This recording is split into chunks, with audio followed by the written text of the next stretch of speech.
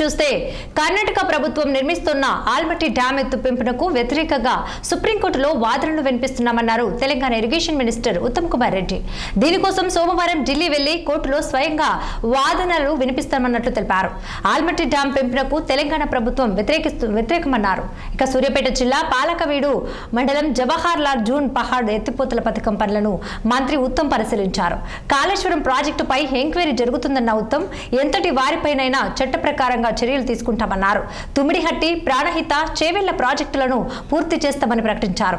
కృష్ణా, గోదావరి నదీ జిల్లాల్లో తెలంగాణకు జరిగిన అన్యాయంపై పోరాడతామని తెలిపారు మంత్రి ఉత్తమ్ కుమార్ రెడ్డి.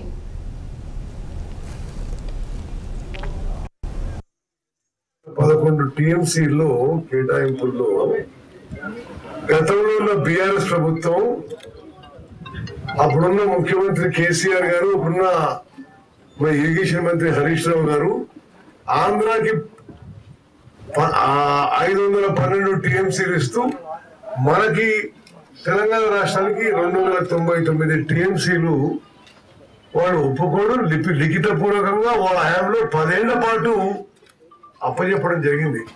మేము వచ్చిన తర్వాత అసలు అది కుదరదు, మనకే 70% నీళ్లు కావాలి కృష్ణా జిల్లాలని మనం Krishna water dispute tribunal, Brijesh tribunal మీద వాదనలు వినిపించి ఆ కేసు తిరిగి ఓపెన్ చేయించి నేనే ఇరిగేషన్ మంత్రి స్వయంగా భారతదేశంలో ఏ ఇంటర్ స్టేట్ వాటర్ ట్రిబ్యునల్ లో ఏ ఇరిగేషన్ మంత్రి స్వయాన పర్సనల్ హాజరైన దాఖలాలు లేవు.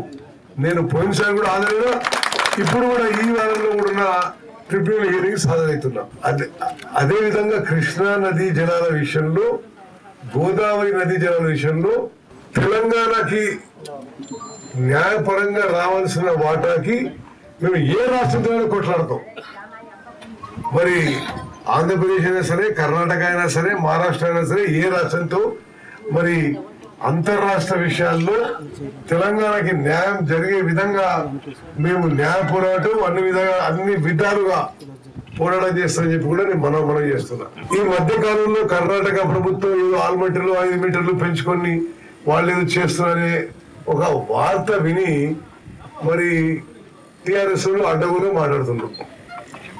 అది వాస్తవంగా గతం నుంచి కూడా మరి అన్ని ప్రభుత్వాలు కూడా సుప్రీంకోర్టులో వ్యతిరేకించినాయి. ఇంకా ఇప్పుడు దాన్ని ఇంకా గట్టిగా, తీవ్రంగా అన్ని విధాలుగా కేంద్ర ప్రభుత్వం దగ్గర, సుప్రీంకోర్టు దగ్గర కూడా మరి వ్యతిరేకిస్తున్నాము.